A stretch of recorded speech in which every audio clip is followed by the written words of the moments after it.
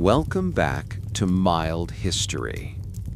Tonight, we settle in for a slow journey back to the dark, chilling days of the Viking Age.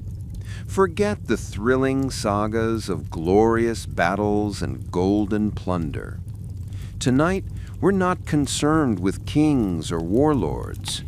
We are looking at the small, uncomfortable details of the forgotten man, the Viking without a clan. Imagine a world where your very safety, your ability to trade, to find shelter, and even to be buried with dignity was determined not by your own strength, but by a sprawling network of family. If you didn't have that network, well, life was a delicate, cold, and profoundly lonely affair. For the next 2 hours, we will explore the quiet yet absolute hardships of being an outsider in Norse society. We will examine the small, frustrating challenges of daily life, the rules that excluded you, and the simple, logistical reasons why a lone Viking was never truly free. Settle back, find your most comfortable position, and let us begin with the most basic necessity of all, the cold, hard law. The first and perhaps most complete disaster of being a clamless Viking was simply this: you had no legal self. In the Viking world, the family, the eit, was everything. It wasn't just where you ate, it was your bank, your security guard, your health insurance, and your lawyer. The clan was responsible for your debts and crimes, and in turn, you and your kin were responsible for theirs. This system was the tightly woven rope of society. If you were cut from it, you didn't just fall. You ceased to be recognized as part of the structure entirely. Consider the concept of Wergild, which literally means man money, the legally mandated payment used to settle disputes, injuries, and even murder. If a person was injured or killed, the responsible party's clan would pay Wergild to the victim's clan. This payment avoided the blood feud, which could wipe out 2 families over generations. But if you, the clamless man, were injured, there was simply no one to collect the Wergild on your behalf. If you were murdered, there was no clan to demand payment from your killer. The murderer's own family wouldn't have to fear an escalating feud with you because you had no one to avenge you. To kill a clamless Viking was, in essence, a crime with no consequence. You were removed from the very economic equation of justice. You, in the eyes of the law, were not an expensive, protected asset of a powerful family, but an administrative vacuum, a person whose existence was not worth the trouble of a legal complaint. This legal void led to a terrifying social status that the Vikings called need. A person of need was more than just poor or unpopular. They were a person whose honor, reputation, and social standing were considered worthless. To be labeled with need was to suffer a humiliation so profound it could lead to outlawry or even suicide.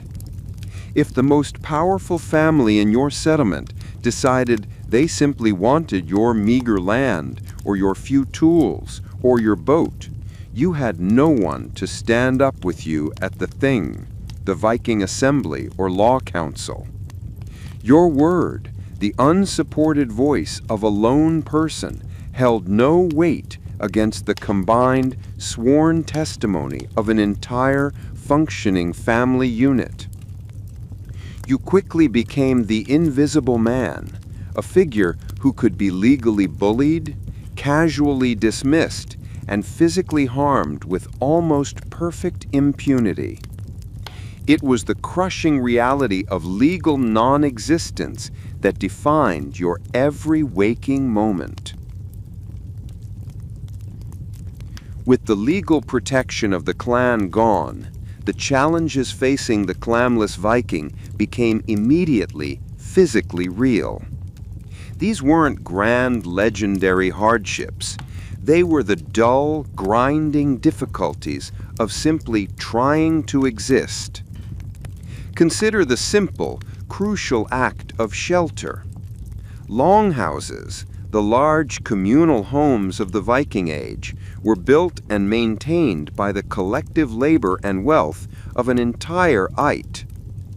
A longhouse was not merely a structure. It was a physical testament to a family's standing and their ability to defend themselves. As a lone individual, you could not realistically afford the materials nor the time to construct a sturdy, defensible home before winter set in. You would likely be relegated to the margins of a settlement, a small, quickly built hovel, perhaps little more than a lean-to built into a hillside, easily damaged by weather, and providing little genuine security. The same isolation applied to food and resources. Hunting and fishing were communal affairs. The dangerous deep-sea fishing, the great forest hunts for deer and boar, these were activities requiring several men with several spears and shared equipment. When the meat was divided, it was divided by clan. The clamless man had no automatic right to a share of the communal catch. He was forced to rely on marginal efforts, trapping small, meager game, or fishing only in the most local, easily accessible streams. This reliance on isolated, low-yield survival meant a constant, low-level stress of malnutrition and cold. While a clan Viking might worry about a bad harvest, the clamless Viking worried about the next meal. This wasn't a thrilling life of independence. It was a slow, deliberate starvation, a permanent state of being near the brink. Finally, think about reputation and trade. In the absence of law, reputation was everything. When you went to the local market or sought to barter for a tool, who would vouch for you? The clan man had his chieftain's word and the blood of his kin to back his promises. The clamless man, who was legally considered neath, could be easily cheated. A merchant could take his hard-earned silver, refuse to hand over the goods, and know with certainty that there would be no familial consequence. The life of the clamless Viking was not defined by epic failure, but by the relentless, quiet failure of countless small transactions. The refusal of a neighbor to trade, the easy theft of his few belongings, the inability to find protection from the cold. It was the daily exhausting effort to remain a human being in a society that had already declared you dead. The clamless Viking, having been stripped of legal status and burdened by the daily struggle of survival, was left with a handful of desperate paths forward. None of them offered true security, and all came with an enormous psychological cost. One of the first avenues sought by the newly clamless was reintegration through marriage or adoption. This seemed like the most logical solution, to simply find a new family, a new clan to pledge allegiance to. However, this path was fraught with suspicion and rejection. A powerful Iter would view the outsider not as a potential asset, but an enormous liability. Who was this person really? They came without a history, without a sworn reputation, and critically, without the backing of a large, vengeful family to ensure their good behavior. What blood debts did they carry? What kind of bad luck, or even a curse, had caused their original clan to vanish?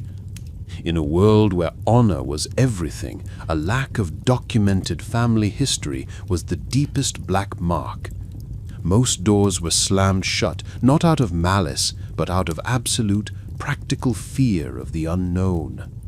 For the young and strong who were unable to find a new social tie, the other path was often the way of the lone warrior, or, in some tragic cases, the Berserker. Popular culture often portrays the Berserker as a highly trained elite warrior, a chosen champion, but the historical reality was often far darker. Many men who threw themselves into battle with such suicidal intensity had little or nothing left to lose. They were the clamless, the men without a future, who recognized that death in battle was often preferable to the slow, miserable social death they faced at home. When a clanless warrior died, no Wergild was paid, but the warrior was spared the endless, grinding humiliation of their existence. By embracing a terrifying, animalistic fury on the battlefield, they at least earned a moment of terrifying, isolated respect. They were seen as figures of dread, possibly possessed by spirits, and were kept at arm's length even by the armies they fought for. Their success was bought with their last thread of humanity. This ultimate desperation created a tragic cycle. Rejected by society, some clanless men inevitably turned to thievery, violence, or outlawry just to feed themselves. They became the very thing society feared, truly dangerous outcasts. This behavior, of course, reinforced the wider belief that clamless people were inherently flawed, corrupted, or cursed. They were trapped in a self-fulfilling prophecy, cementing their isolation until their lonely life was finally claimed by the elements, a stray blade, or simply by madness. While most clanless Vikings suffered and perished on the fringes of society, a tiny fraction found a unique way to turn their disadvantage into a strange, cold kind of strength. By having nothing, they had nothing to lose. And in the Viking world, the man who risks everything often gains the most. They became specialized outcast merchants and traders. The traditional clanned merchant was constrained by his family's honor and safety. He had territories he dared not enter for fear of blood feuds, and people he could not trade with because they were enemies of his clan. The clanless Viking, however, had no such limitations. Since he was already an invisible man, he was free to venture into the most dangerous, unstable, and distant markets. His wealth was not measured in land or cattle, which could be seized, but in portable liquid assets, silver, jewels, and trade goods. This wealth could not buy him back into respectability, but it could buy him passage and security in foreign lands that cared only for profit. The true currency of these outcast traders was their word. Since they had no clan to back a lie with force, they had to be absolutely, perfectly honest to survive. For a clanned Viking, a deal was backed by the threat of his family's swords. For the clanless Viking, a deal was backed only by his unblemished reputation for always delivering what he promised. Over time, the word of a successful outcast could actually become more valuable in trade than a blood oath from a chieftain, simply because his personal honor was his entire survival mechanism. They specialized in rare or difficult goods. They traveled farther, taking greater risks than their protected counterparts ever would. They dealt in furs from the deepest, most dangerous wildernesses, or exotic goods from the Byzantine Empire, commodities that were so valuable that the desire for them momentarily overcame the prejudice against the supplier. Their very success, however, was a profound contradiction to the Viking system. They proved that one could, in fact, achieve prosperity and even power without the foundation of a clan. But this prosperity was always tinged with isolation. They were successful, but never truly accepted. They were the men who brought the most valuable silks into the village, but who still ate alone by the flickering light of their own small fire, forever outside the warmth of the longhouse. The success of the clanless merchant often required a final, profound isolation: the sea. For a man with no clan to defend him on land, the open ocean paradoxically offered a unique kind of protection and opportunity. The sea did not care about your family name. It only cared about your skill with a sail and a rudder. This freedom from social constraint pushed clanless individuals into the roles of the great risk-takers of the Viking Age. Consider the exploration and settlement of new lands, such as Iceland or Greenland. These were not typically led by the powerful, established chieftains who already controlled comfortable territories. It was often the frustrated, the exiled, and the clanless who risked everything on the water precisely because the life they were leaving behind was so precarious. They had no land inheritance to lose and no family safety to consider. For them, a westward voyage into the unknown was not a dangerous gamble, but a calculated risk with the potential for a fresh start. A place where the rigid laws of the old world clan system did not yet apply. The ship itself became the clanless man's surrogate clan. Life on board required absolute loyalty to the immediate crew and adherence to the strict, practical hierarchy of the voyage. In this self-contained maritime world, a man's worth was based not on his birthright, but on his ability to row, navigate, and survive the storm. For a man of Neath, this practical, functional acceptance must have been a profound relief from the social poison of his life on land. These journeys into the periphery of the known world also allowed the clanless to deal in the most exotic and high-risk commodities, like polar bear hides from the far north or walrus ivory sourced from treacherous, newly settled coastlines. These goods, too dangerous for mainstream traders, cemented the clanless merchant's reputation as a vital, if strange, player in the larger Viking economy. Ultimately, they were pioneers driven by necessity. They sought out the edges of the map because they had been pushed to the edge of society. But in doing so, they inadvertently expanded the Viking world itself, demonstrating that innovation and growth often come from the individuals who have been most thoroughly rejected by the established order. The hardship of the clanless Viking was not confined to the physical world. It burrowed deep into the spiritual and the psychological. In Norse society, your relationship with the gods and with your ancestors was entirely mediated by your clan. To be clanless was to be spiritually adrift. Every family maintained a tradition of ancestor worship and ensured the proper memory of those who had passed. The ancestors protected the clan, and the clan, in turn, kept their memory alive. The clanless man had no family to perform the necessary rituals, no one to speak his name to the ancestors, and therefore no one to protect him from the spiritual dangers of the world.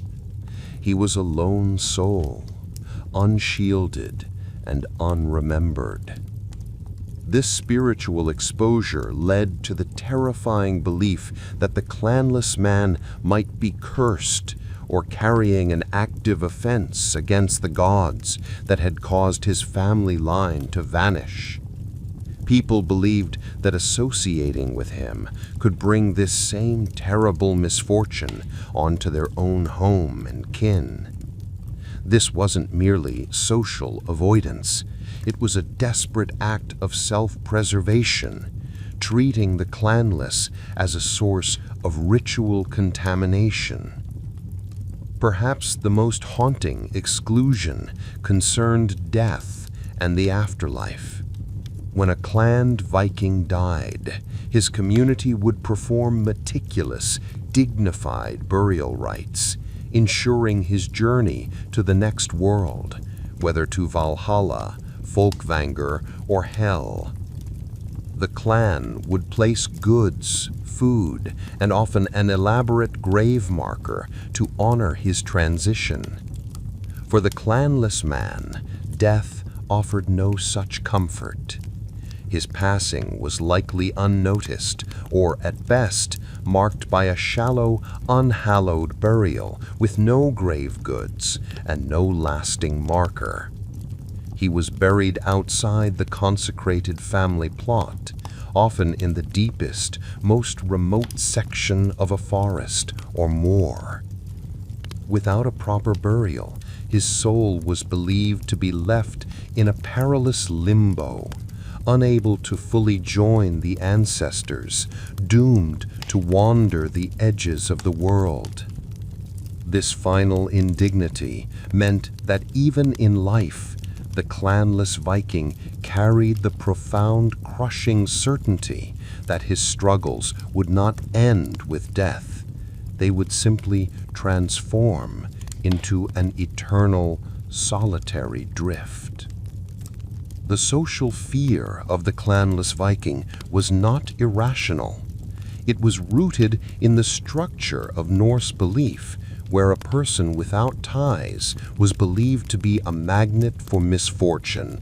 When an individual lost their clan, they were often viewed as having lost the favor of the gods, becoming a vessel for spiritual debt. If a man had no family to pay the fines for a crime, whether that crime was committed by him or his ancestors, he could be declared outlaw. Outlawry was more than a legal punishment. It was a formal declaration of social death. A full outlaw was fair game to anyone. They could be killed without consequence, and offering them food or shelter was a crime punishable by similar exile. This was the ultimate spiritual isolation, confirming society's worst suspicions that the person was truly unclean and fundamentally rejected by the world. Even in death, the anxiety surrounding the clanless persisted. The lack of a proper ritualized burial, as we discussed, meant the soul was doomed to wander. But worse, it was believed that a person who died in such a state of dishonor, anxiety, and unhallowed isolation was prone to becoming a Draugr. The Draugr were the restless dead, walking corpses that guarded their wealth and tormented the living. The psychological fear in a Viking community was the despair and social poison accumulated by a clanless person in life would transform them into a malevolent force in death. They weren't just forgotten, they were feared as a source of post-mortem terror. Every successful raid, every peaceful night, every good harvest enjoyed by a clan family stood in contrast to the life of the clanless. They existed as a constant walking reminder of total vulnerability, and their very presence was a quiet source of anxiety, a living, breathing symbol of what happens when the protective shield of the family is tragically and permanently removed. Despite being reviled, forgotten, and cast out, the clanless Vikings, specifically those who succeeded through sheer will and risk, unintentionally became agents of quiet, profound change within Viking society. This wasn't a rebellion, it was simply a contradiction that the traditional system could not ignore. The core of Viking belief was that the Aita, the The clan was essential for survival and prosperity. Yet here were these individuals, men of need, who were becoming wealthy, who were settling new lands, and who were sailing farther than any chieftain dared. Their success forced a reluctant recognition. While a clan might publicly shun a clanless merchant, they could not ignore the exotic silks or the enormous wealth he brought back. Slowly, necessity began to overcome prejudice. Chieftains found themselves quietly relying on the clanless for certain specialized, high-risk trade that they themselves could not engage in without risking the honor or safety of their own kin. This reliance began to create the first faint cracks in the ironclad rule of the clan. It demonstrated that personal skill, courage, and calculated risk could, in certain situations, be more powerful force than the oldest bloodline.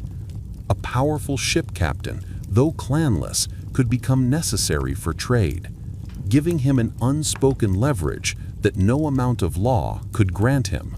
These outcasts, existing on the margins, inadvertently laid the groundwork for a more individualistic society, a Viking culture that would eventually expand into a sophisticated trading empire where merit and wealth would for the first time begin to challenge the absolute power of inherited name.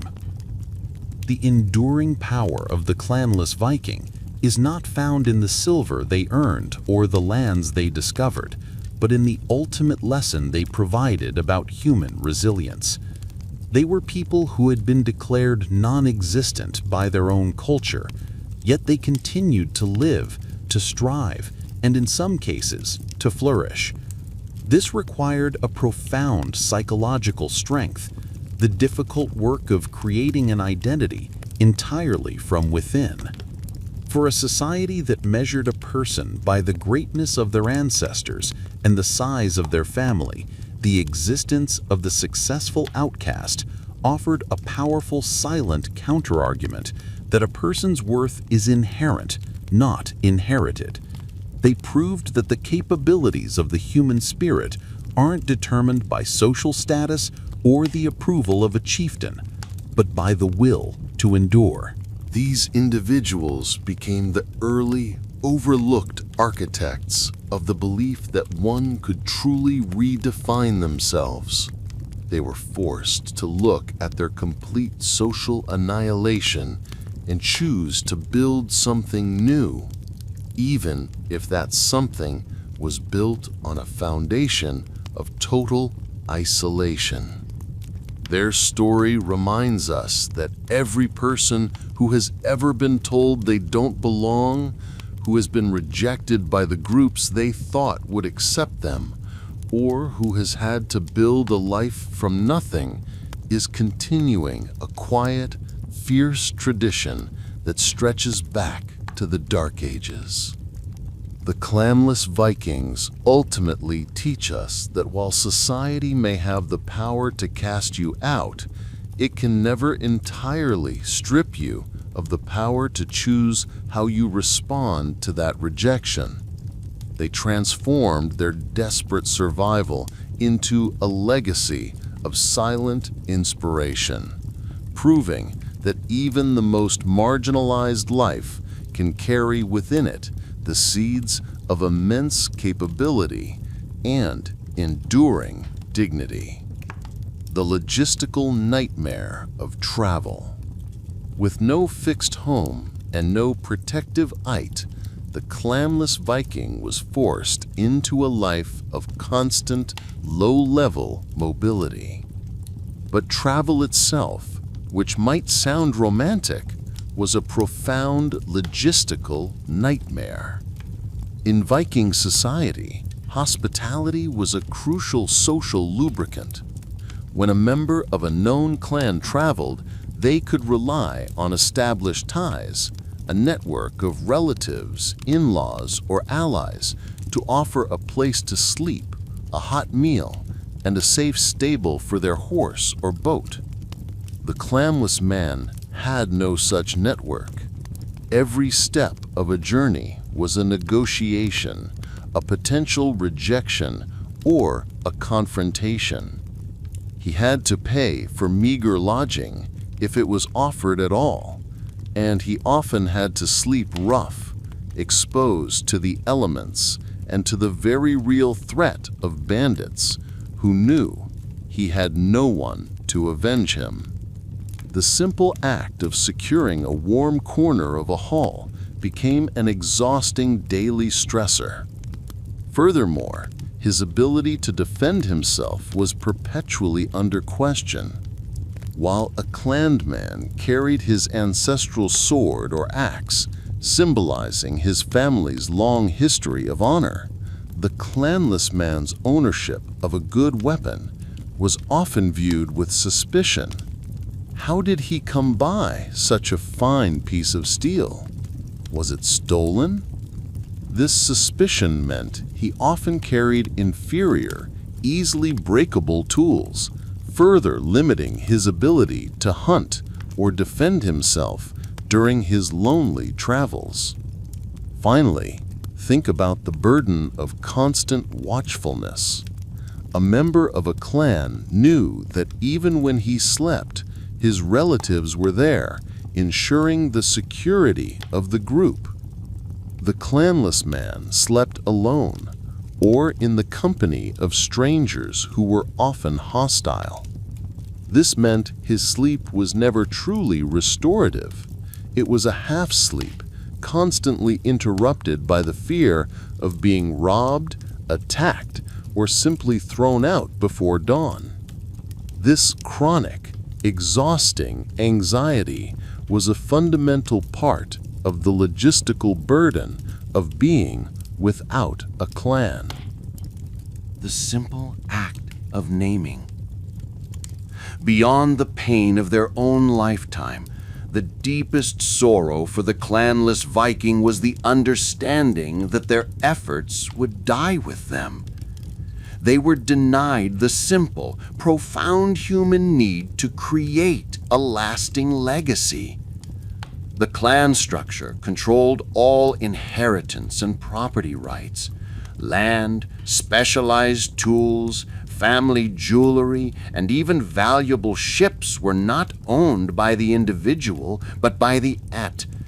When a clanless person somehow acquired wealth through their dangerous outlier trade, a hoard of silver, a fine blade, a profitable slave, that wealth was not secure. Without a clan, there was no legal mechanism to guarantee that property would pass to a child or to a chosen heir. Upon the death of the clanless Viking, any hard-won possessions were vulnerable to being plundered or simply seized by the first powerful clan that claimed it.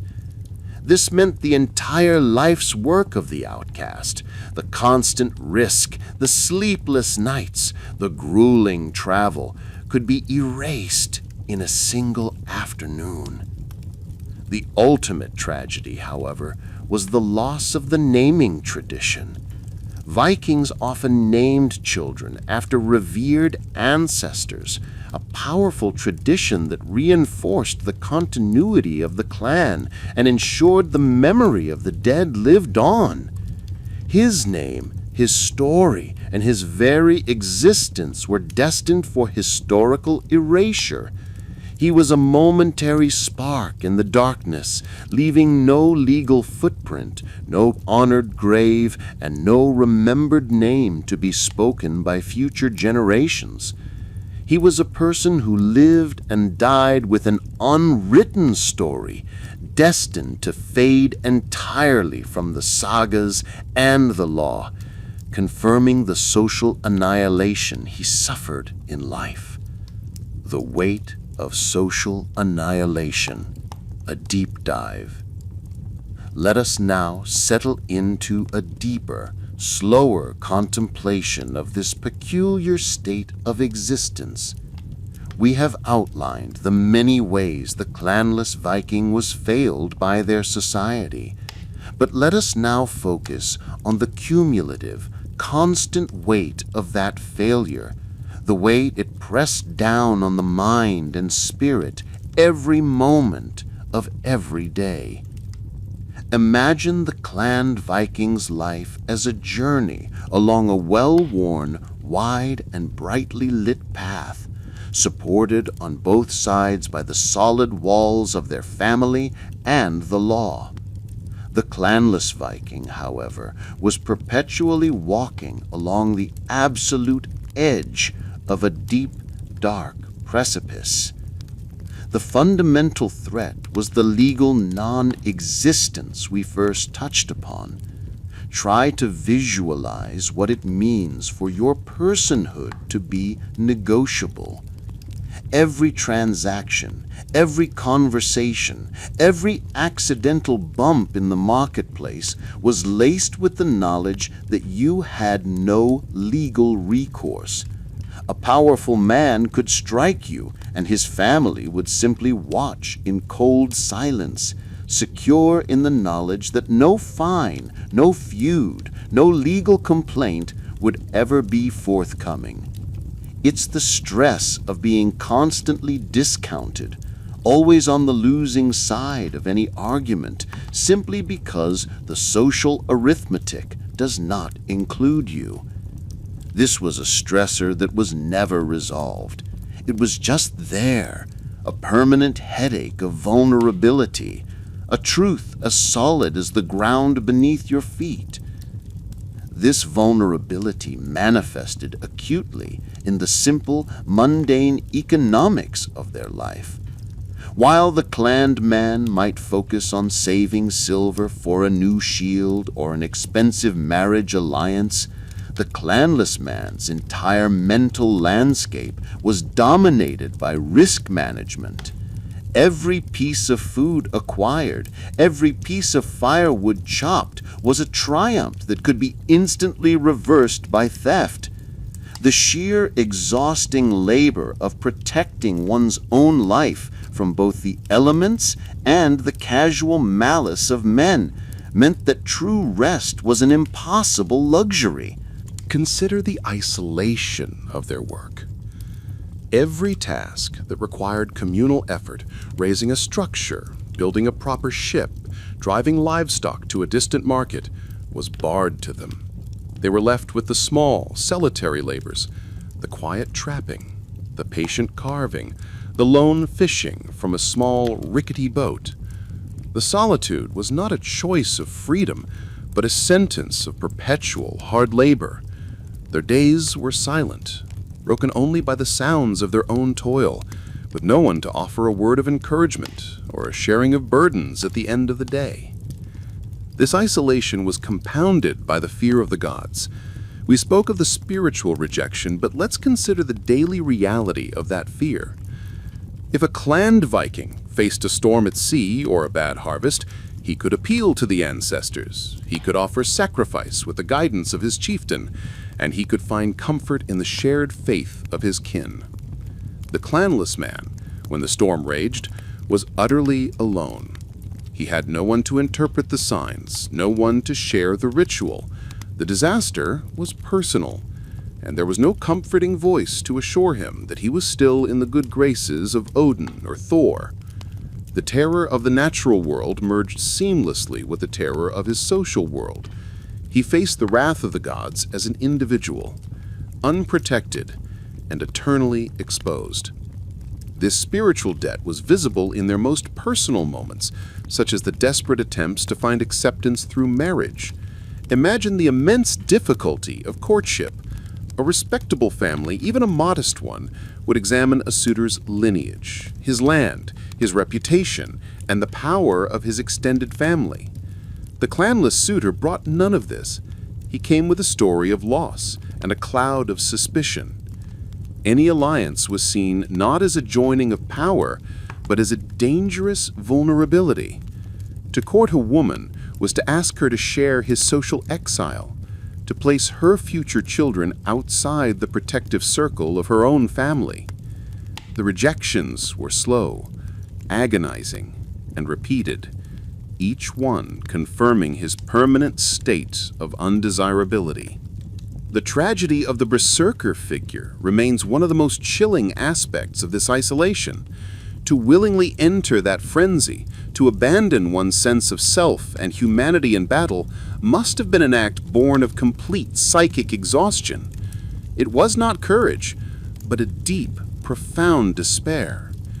It was the choice of a man who decided his life, in its current state, was so worthless that its only value was in being dramatically, violently thrown away. And even in this final dramatic exit, he remained isolated, feared by his own side, a tool of violence rather than a respected warrior. His fury, which seemed like power, was the final evidence of his powerlessness in society. But it is in the quiet aftermath of their passing that the true extent of their plight is most tragically clear. Think of the unhallowed graves we discussed. The clanned Viking was laid to rest with ceremony, with grave goods, a material manifestation of his worth and his passage to the next world. His barrow became a point of power, a place where his descendants could commune with the ancestors. The unhallowed burial of the clanless man, a simple ditch in unconsecrated ground, meant his spirit was denied even the dignity of rest. His lack of a grave marker, his immediate erasure from memory, meant his life became a temporal non-entity, a blip in time that left no lasting wave. This entire existence was a chronic psychological ache, a constant feeling of being unwanted. It was the endless low murmur of anxiety that replaces the sound of a loved one's voice. The life of the clamless Viking was the silent, slow-motion disaster of a community rejecting one of its own, an ultimate lesson in the quiet cruelty of a society that chooses structure over compassion. It is a world we can only barely imagine from the safety of our own individualistic time, where our worth is defined by our own self, not by the ties of blood.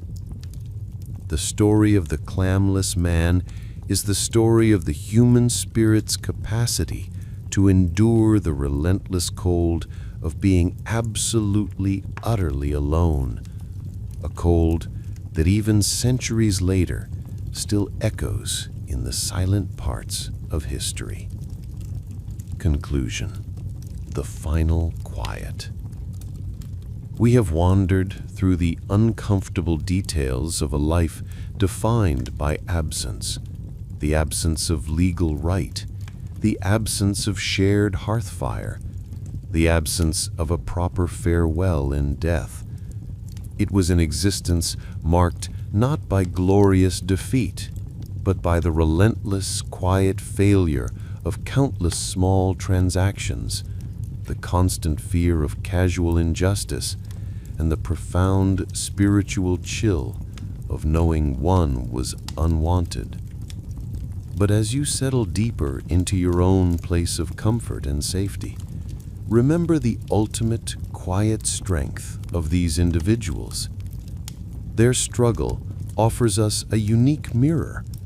They remind us that the human spirit, when stripped of every external defense of family, law, and even dignity, still possesses the fierce fundamental will to survive, and sometimes to achieve. They were the outliers who, through their sheer endurance, forced a massive, ironclad society to slowly, subtly change. They carved a tiny space in the world where skill and resilience could be valued, even if their name could not. Tonight, as you drift into your own rest, let the echoes of this long-ago isolation fade away.